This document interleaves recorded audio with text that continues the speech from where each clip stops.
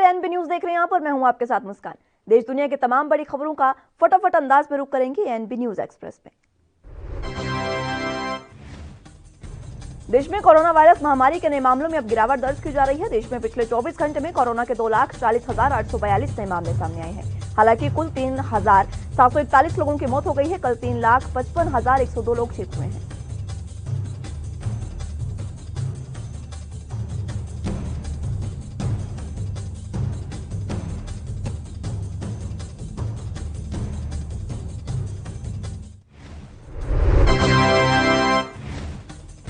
Corona के चलते स्थगित हुए सीबीएसई बोर्ड और अन्य परीक्षाओं के संबंध में फैसला लेने के लिए केंद्रीय मंत्रियों की बैठक आज हुई है।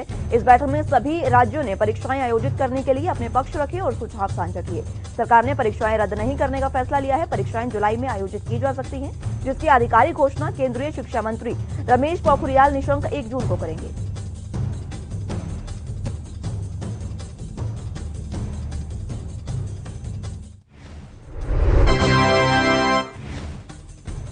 हरियाणा में कोविड-19 के नए मामलों की संख्या लगातार कम हो रही है। बीते 24 घंटे में प्रदेश में कुल 5,021 मामले सामने आए हैं। 11,327 मरीज ठीक होकर घर लौटे हैं, तो वहीं 98 संक्रमितों की मौत हो गई है। रिकवरी रेट जहां 92.45% हो गया है, वहीं मृत्यु दर 1.01% रही है। हरियाणा में 8.53% की दर से लोग संक्रमित हो रहे हैं।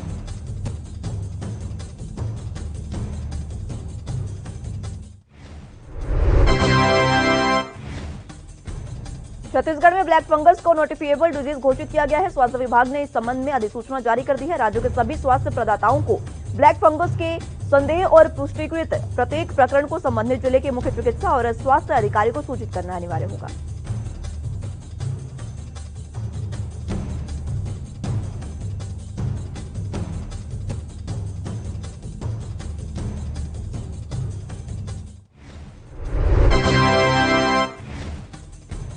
तूफान ताउते के बाद अब देश पर एक और चक्रवात यास का खतरा मंडराने लगा है। मौसम विभाग ने इसके बहुत गंभीर चक्रवाती तूफान में बदलने की आशंका जताई है। ये 26 मई को ओडिशा और पश्चिमी बंगाल के तटों से टकरा सकता है। इसी के मद्देनजर प्रधानमंत्री नरेंद्र मोदी ने नेशनल डिजास्टर मैनेजमेंट अथॉरिटी और नेशनल डिजास्टर रिस्पॉन्स फोर्स समेत 11 विभागों के अधिकारियों की मीटिंग की है।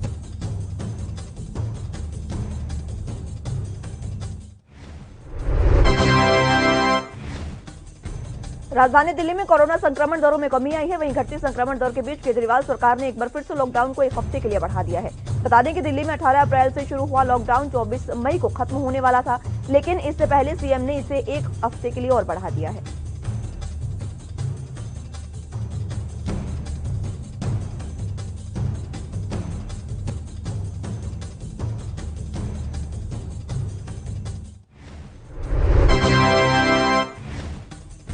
टूल किट मामले पर नया मोड़ सामने आ गया है। बीजेपी ने इस टूल किट को सही बताया है तो कांग्रेस इसे पूरी तरह से फर्जी बता रही है। वहीं अब इस मामले में छत्तीसगढ़ की राजधानी रायपुर में बीजेपी के राष्ट्रीय उपाध्यक्ष और पूर्व मुख्यमंत्री रमन सिंह और बीजेपी प्रवक्ता समित पात्रा के खिलाफ एफआईआर दर्ज की गई है। इन दोनों को आगे की जांच के लिए तलब किया गया है।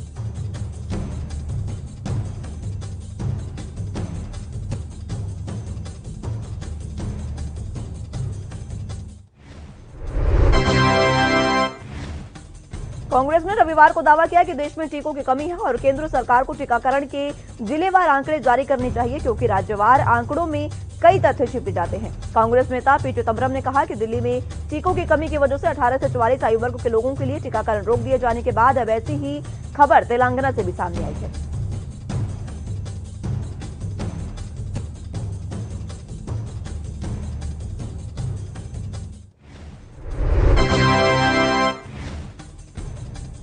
कोरोना महामारी को रोकने के लिए सरकार टीकाकरण अभियान पर जोर दे रही है, लेकिन देश में कई राज्य कोविड टीकों की भारी कमी से जूझ रहे हैं। वैक्सीन की कमी का असर देश में एक समय में कोरोना से सबसे ज्यादा प्रभावित राज्य महाराष्ट्र में भी देखने को मिला है। वैक्सीन की कमी से जूझ रहे महाराष्ट्र में कोरोना टीकाकरण को लेकर नए निर्देश जारी किए गए हैं।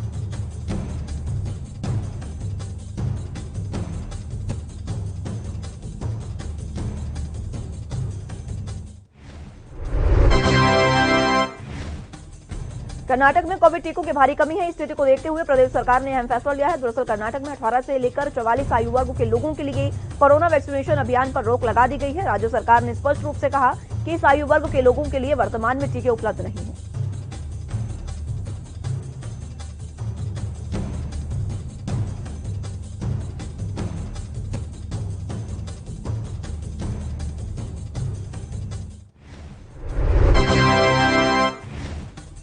आईएमआईएम प्रमुख और सांसद असदुद्दीन ओवैसी यूपी के मुख्यमंत्री योगी आदित्यनाथ पर हमेशा निशाना साधते रहते हैं। एक बार फिर उन्होंने उत्तर प्रदेश के उन्नाव में पुलिस द्वारा की गई कथित पिटाई के मामले में 18 साल के मुस्लिम युवक की मौत पर योगी सरकार को घेरा है। ओवैसी ने कहा कि उत्तर प्रदेश की 56% पुलिस बिना किसी जांच के मानकर चलती है कि मुस्लिम अपराधी होते हैं।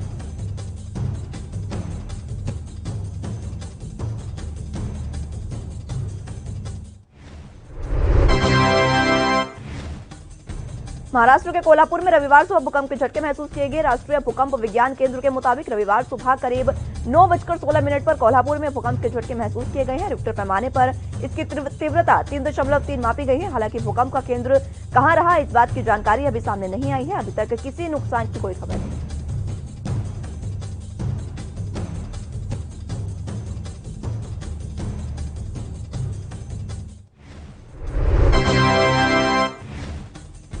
महाराष्ट्र के मुख्यमंत्री उद्धव ठाकरे ने रविवार को विश्वास जताया कि जून से पर्याप्त टीके मिलने के बाद राज्य में टीकाकरण अभियान में तेजी आएगी। बता दें कि राज्य सरकार ने टीकों की कमी के कारण 18 से 44 साल की उम्र के युवाओं का टीकाकरण फिलहाल रोक दिया है।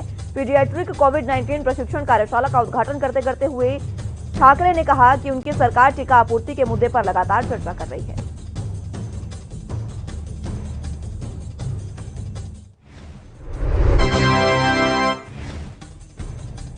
सुप्रीम कोर्ट ने कहा कि सिर्फ कोरोना के अंदेशे के आधार पर सभी मामलों में जमानत नहीं दी जा सकती। जमानत के लिए अपराध का स्वरूप और उसकी गंभीरता पर विचार करना जरूरी है। जस्टिस विनीत शरण और जस्टिस अनिरुद्ध बोस की पीठ ने यह टिप्पणी कर पंजाब और हरियाणा हाईकोर्ट के एक फैसले के खिलाफ एक होटल मालिक द्वारा दायर अग्रिम जमानत की याचिका पर सुनवाई करते हुए की।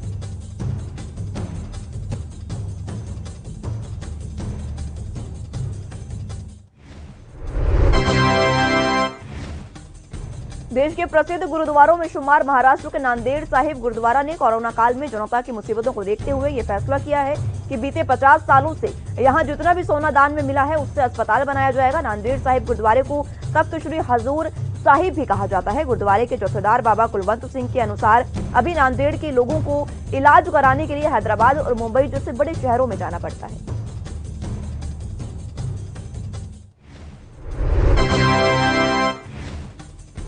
केंद्रीय स्वास्थ्य मंत्री डॉक्टर हर्षवर्धन ने रविवार को एक पत्र लिखकर योग गुरु बाबा रामदेव से कोरोना योद्धाओं के खिलाफ की गई आपत्तिजनक टिप्पणी को वापस लेने को कहा है। केंद्रीय मंत्री ने कहा कि योग गुरु रामदेव के वक्तव्य ने कोरोना योद्धाओं का निरादर कर देशभक्त की भावनाओं को गहरी ठेस पहुंचाई है। मैंने उन्हें पत्र लिखकर अपना आपत्तिजनक वक्तव्य वापस लेने को कहा है।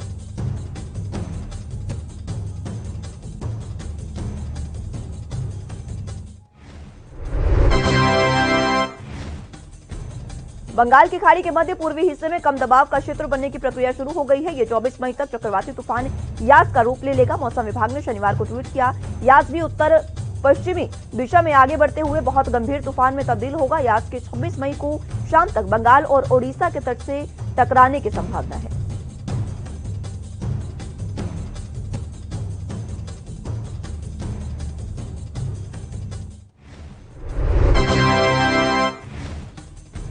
पश्चिम बंगाल सरकार ने चक्रवात यास के मद्देनजर सभी एहतियाती कदम उठाए हैं और मुख्यमंत्री ममता बनर्जी हालात का जायजा लेने के लिए खुद नियंत्रण कक्ष में मौजूद रहेंगे। अधिकारियों ने शनिवार को इस आशय की जानकारी दी है। बंगाल की खाड़ी में बने कम दबाव के क्षेत्र के चक्रवातीय तूफान यास में बदलने की संभावना है और उसके 26 मई को पश्चिम बंगाल और ओडिशा के तट पर पहुंचने का अनुमान है।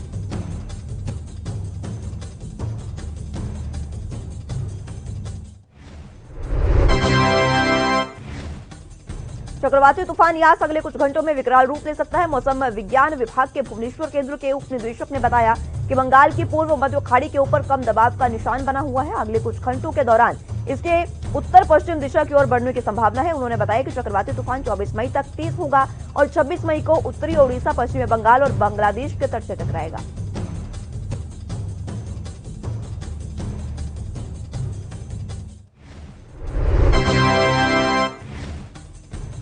देश के पश्चिमी तटीय इलाकों में आए चक्रवाती तूफान ताउते का असर और पश्चिमी विक्षोभ के कारण मौसम पल पल बदल रहा है। उत्तर भारत के कई हिस्सों में रुक रुक कर बारिश हो रही है। मौसम विभाग के अनुसार उत्तर प्रदेश, राजस्थान और हरियाणा के अधिकतर इलाकों में बारिश का पूर्वानुमान है। हरियाणा और राजस्थान में बादलों की आवाजाही के बीच रविवार को बौछारें पड़ने की संभावना है और कुछ इलाकों में बारिश हुई थी।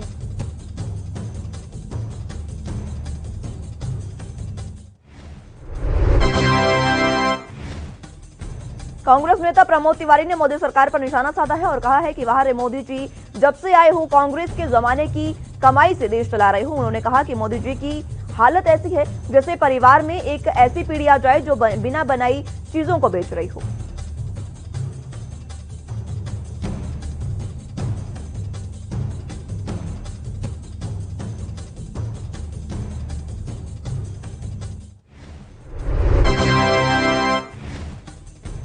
पंजाब के तरनतारन में एक बेटे ने अपनी ही मां की गोली मारकर हत्या कर दी। दरअसल मामला तरनतारन के नौरंगाबाद का है, जहां महिला अपने बेटे से मिलने आई थी। वहां महिला के बेटे करण सिंह ने घरेलू विवाद के चलते गोली मारकर अपनी मां की हत्या कर दी और मौके से फरार हो गया। मौके पर पहुंची सदर थाना पुलिस ने शव को अपने कब्जे में लेकर पोस्टमार्टम के लिए तरनतारन सिविल अस्पताल भेज दिया है।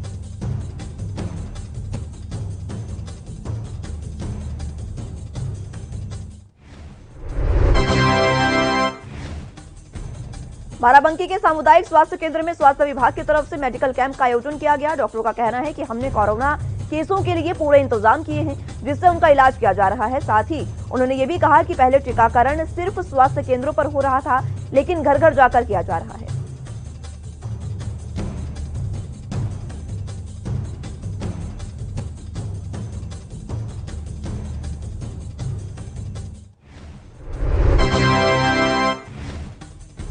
यूपी के बाराबंकी में कई गांवों में वैक्सीनेशन और कोरोना टेस्टिंग अभियान चलाया गया। यहां पर स्वास्थ्य विभाग के अधिकारी पहुंचे और टेस्टिंग की गई। स्वास्थ्य अधिकारियों का कहना है कि पहले गांव में जागरूकता नहीं थी, लेकिन अब ग्रामीण भी पूरा सहयोग कर रहे हैं, जिससे वैक्सीनेशन और टेस्टिंग में आसानी हो रही है।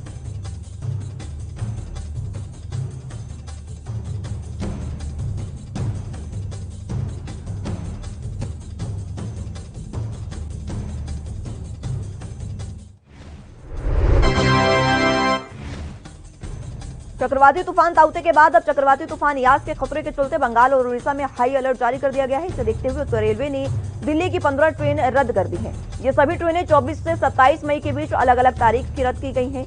यात्रियों के पंजीकृत मोबाइल नंबर पर इसकी सूचना दे दी गई है।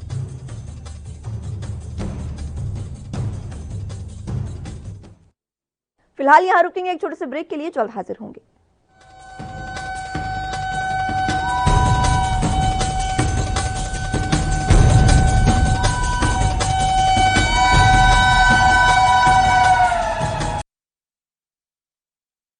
कम ब्रेक और ज्यादा खबरों के साथ देखिए ANB news in channel number पर।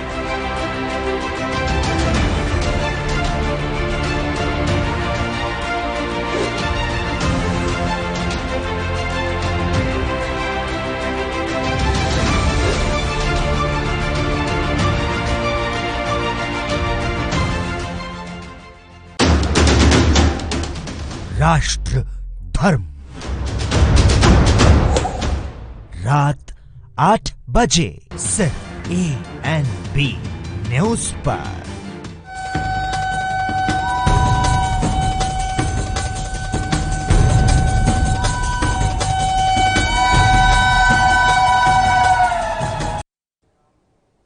ब्रेक के बाद एक बार फिर से रुक करेंगे देश दुनिया की तमाम बड़ी खबरों का फटाफट अंदाज में।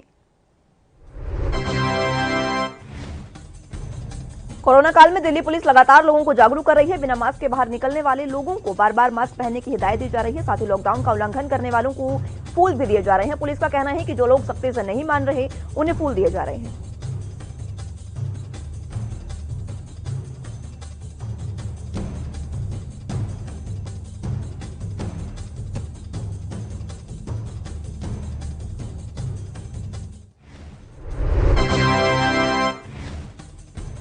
हरियाणा के फतेहाबाद में 45 साल से ऊपर के लोगों के लिए शनिवार को टीकाकरण शुरू हो गया है। शनिवार से 45 साल से ऊपर आयु वर्ग के लोगों को वैक्सीन की पहली डोज लगवाई गई। स्वास्थ्य विभाग ने टीकाकरण शुरू करने के निर्देश दिए थे। बता दें कि वैक्सीन की कमी के चलते स्वास्थ्य विभाग ने इसका टीकाकरण बंद कर दिया था और पहली डोज नहीं लगाई गई थी। जैसे इसकी जानकारी आम लोगों तक पहुंची तो काफी संख्या में लोग टीका लगवाने पहुंचे।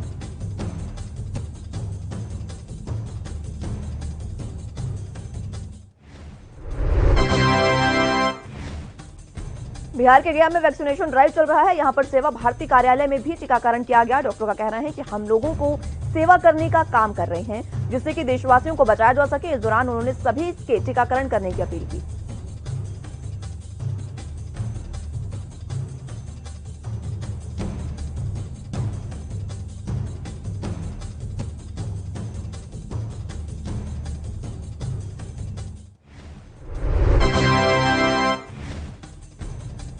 हरियाणा के रोहतक में महम के एसडीएम मेजर गायत्री अहलावत ने रोहतक जिले के कई गांवों का दौरा किया। इस दौरान एसडीएम ने कोविड की स्थिति का जायजा लेते हुए ग्रामीणों के साथ बातचीत की और संबंधित विभाग के अधिकारियों को आवश्यक दिशा निर्देश भी दिए। एसडीएम ने बताया कि राज्य सरकार के निर्देशानुसार ग्रामीण क्षेत्रों में लोगों के घर घर जाकर गठित की गई टीमों द्वारा जांच का कार्य किया जा रहा है।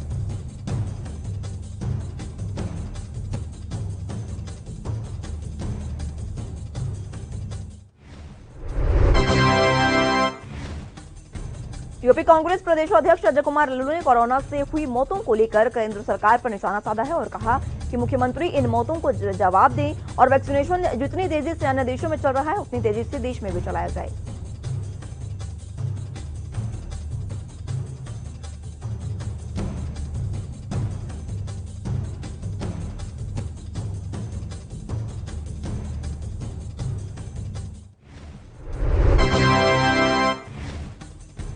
पंजाब के आबकारी विभाग ने बड़ी कार्रवाई करते हुए श्री मुक्तसर साहिब के गांव बादल में गैरकानूनी शराब की फैक्ट्री पर छापेमारी की है। आबकारी विभाग के जॉइंट कमिश्नर नरेश दुबे ने बताया कि इस गैरकानूनी फैक्ट्री में भारी मात्रा में खाली बोतलें, कई ब्रांड के स्टिकर, नकली हेलोग्राम और भारी मात्रा में ढक्कन भी बरामद किए गए हैं। वहीं कार्रवाई में फैक्ट्री के मैनेजर आनंद शर्मा और उसके साथ एक साथी को गिरफ्तार किया है।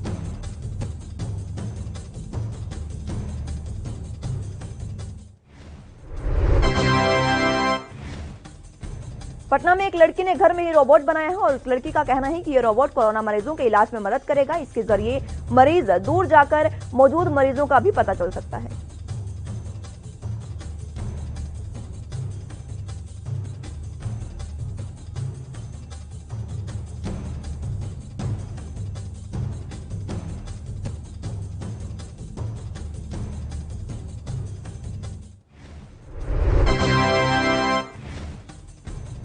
यूपी में हाल ही में संपन्न हुए त्रिस्तरीय पंचायत चुनाव में ग्राम प्रधान और ग्राम पंचायत सदस्यों के निर्वाचन की प्रक्रिया पूर्ण कर ली गई है।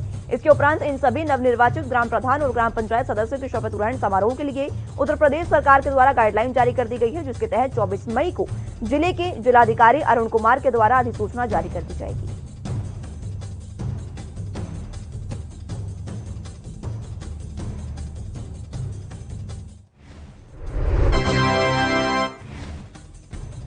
यूपी के बंदायूं थाना सिविल लाइन में एक युवक का मासूम बच्ची के साथ अश्लील हरकत करते हुए वीडियो सोशल मीडिया पर वायरल हो रहा है, जिस पर बच्ची के परिजनों की शिकायत पर पुलिस ने कार्रवाई की है। संबंधित धाराओं में मुकदमा दर्ज कर आरोपी युवक को गिरफ्तार कर लिया गया है और बच्ची को मेडिकल मुआयने के लिए अस्पताल भेज दिया गया। वहीं एसपी सिटी प्रवीण सिंह चौहान ने बताया कि परिजनों की तहरीर पर मुकदमा दर्ज कर लिया गया।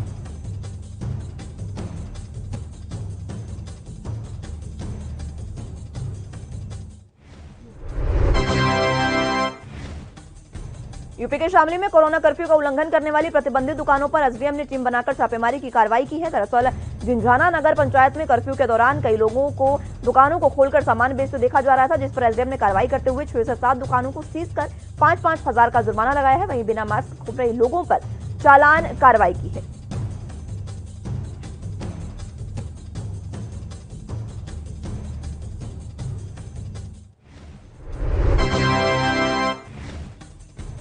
भुवनेश्वर में लॉकडाउन जारी है। ट्रैफिक पुलिस वाहनों की जांच कर रही है। राज्य में 19 मई से 1 जून सुबह 5 बजे तक लॉकडाउन लगाया गया है। अब राज्य में 1 जून सुबह 5 बजे तक लॉकडाउन रहेगा। इसके अलावा वीकेंड पर यानी शुक्रवार शाम 6 बजे से सोमवार सुबह 5 बजे तक संपूर्ण लॉकडाउन रहेगा। लॉकडाउन के चलते भुवनेश्वर में पुलिस भी सख्ती बरतती दिखाई दे रही है।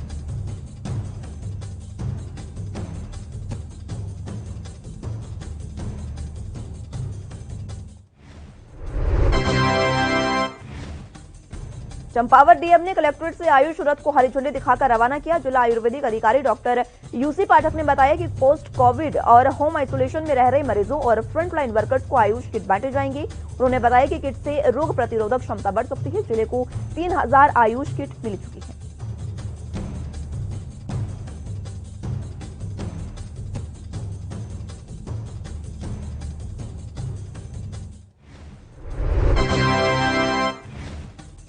पिछले लॉकडाउन के बाद उत्तर प्रदेश सरकार ने किचन गार्डन का कंसेप्ट डेवलप किया है, जिसके तहत सभी छोटे छोटे किसानों को किचन गार्डन तैयार करने के लिए कई तरह के बीजों की किट दी जा रही है और इसका वितरण 90% छूट पर दिया जा रहा है। ऐसे में रबी की फसलों के लिए 12 तरह के बीज और खरीफ की फसलों के लिए 7 प्रकार के बीजों का किट तैयार किया गया।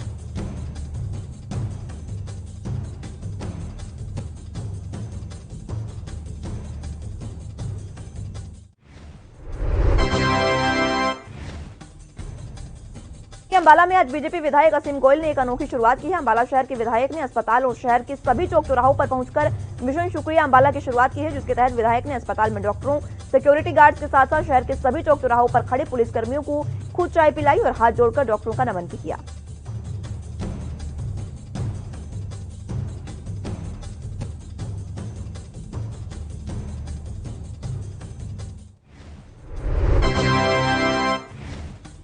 कालाढूंगी विधानसभा क्षेत्र में कोरोना का कहर ऊपर से आगजनी की घटना ने उदयपुर के रहने वाले एक युवक के सामने कठिनाइयों का पहाड़ खड़ा कर दिया है। अज्ञात कारणों से लगी आग में गरीब युवक की झोपड़ी पूरी तरह से जलकर खाक हो गई है। वहीं घटना की सूचना मिलते ही वरिष्ठ बीजेपी नेता मनोज पाठक ने पीड़ित परिवार के घर पहुंचकर युवक को ढांढस बताया और साथ ही बीजेपी नेता ने मौके पर पहुंचकर घटनास्थल का जायजा भी लिया।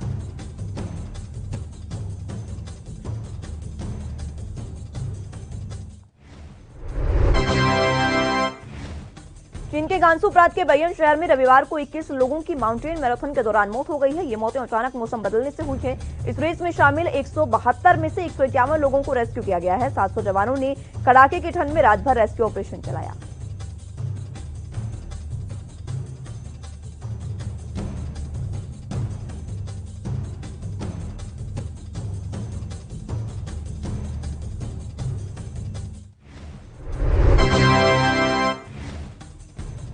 चीन के येलो रिवर स्टोन फॉरेस्ट में 100 किलोमीटर की मैराथन हुई थी। करीब 30 किलोमीटर की दौड़ हो पाई थी कि मौसम अचानक बदल गया। बर्फ और ओले गिरने के साथ साथ तेज हवाएं चलने लगी। इसके बाद मैराथन को रद्द कर दिया गया।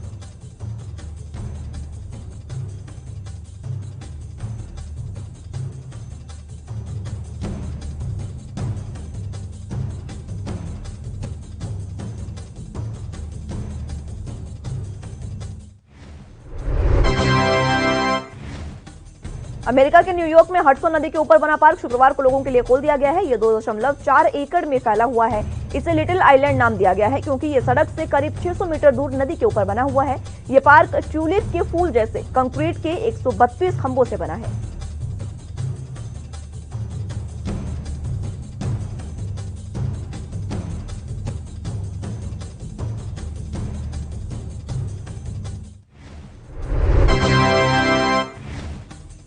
पार्क को हरा भरा रखने के लिए यहाँ 350 प्रजातियों के पौधे, 65 प्रजातियों की घास और 50 प्रजातियों की झाड़ियां लगाई गई हैं। यहाँ खेल का एक मैदान और 687 सीटों वाला ओपन थिएटर भी है। खास बात यह है कि इसे सरकार या स्थानीय प्रशासन ने नहीं बल्कि 71 वर्षीय अमेरिकी अरबपति बैरी डिलर ने बनवाया है।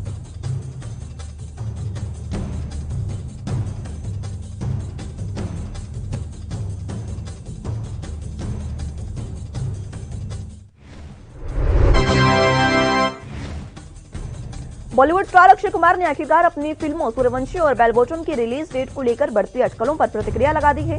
उन्होंने अफवाहों पर दावा किया जा रहा था कि अक्षय की ये दोनों फिल्में स्वतंत्रता दिवस के मौके पर रिलीज की जाएंगी। अब अक्षय ने खुद इन दावों को गलत बताया।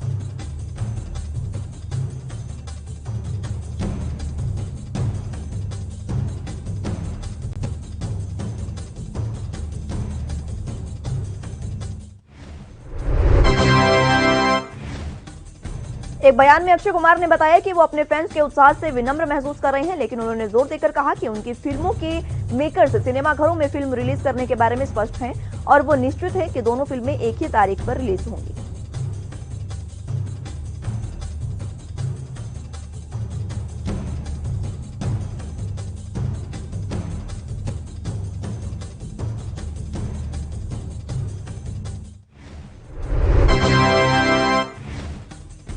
मनोज वाजपेयी की upcoming web series family man 2 release से पहले ही विवादों में घिर गई है। राज्यसभा सांसद वाइको ने सूचना और प्रसारण मंत्री प्रकाश जावड़ेकर को चिट्ठी लिखकर इस पर बैन लगाने की मांग की है। वाइको का कहना है कि इसके ट्रेलर में सिमिलियंस का अपमान किया गया है। गौरतलब है कि यह वेब सीरीज 4 जून को स्ट्रीम होने वाली है।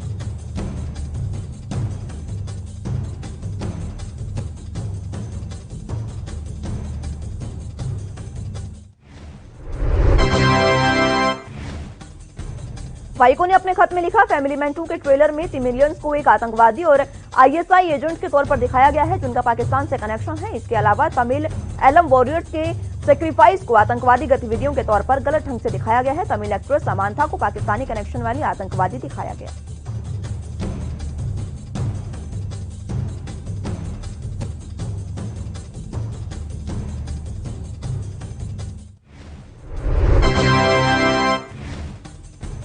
अली फजल ने इंस्टाग्राम पर ऋचा चोपड़ा के मेहंदी लगे हाथों की फोटो शेयर की है, जिसे देखकर फैंस अचंभे में आ गए हैं। फोटो में ऋचा ने अपने हाथों में फूल को लिया है। देखकर लग रहा है कि किसी सेलिब्रेशन के लिए उन्होंने फूल और मेहंदी का इस्तेमाल किया है। साथ ही हल्के से बैकग्राउंड की झलक भी देखने को मिल रही है। फोटो शेयर करते हुए अली फजल ने लिखा, मोहब्बत डूडल मेहंदी के साथ।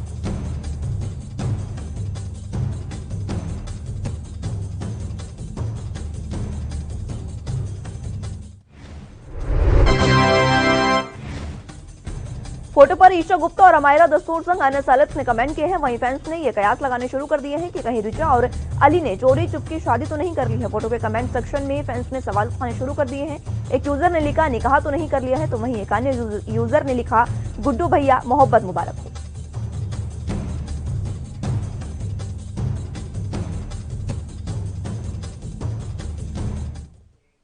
फिलहाल के लिए एनबी न्यूज एक्सप्रेस में बस इतना ही। मेरे साथ जुड़े रहिए और देखते रहिए एनबी न्यूज। नमस्कार।